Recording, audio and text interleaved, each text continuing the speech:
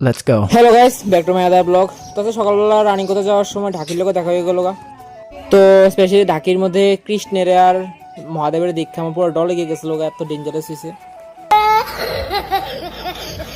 তো গাইস এখন 12:30টার মতো। তো আমি এখন যেতেছি ম্যাথ টিচার বাড়িতে। তো আজকে কেমিস্ট্রি টিচারও আসলো, বাট পড়াইতো না।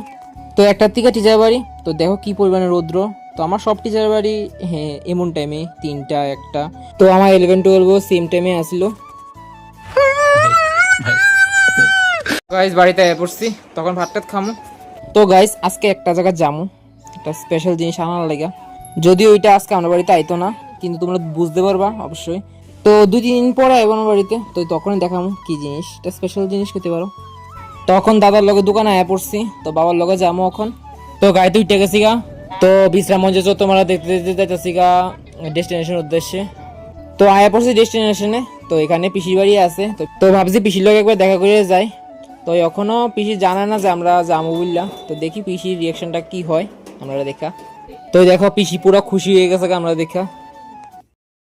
খুশি তখন এখান থেকে যাবো যেটা লেগে আইসি আমরা। তখন পিসির বাড়ি থেকে আঙ্গুল ফল টল খাইয়া তারপরে বাইরে গেলাম গা। তো পিসির বাড়িতে আয়া পয়লা বৈশাখের প্রথম প্রণামী পেয়ে গেলাম।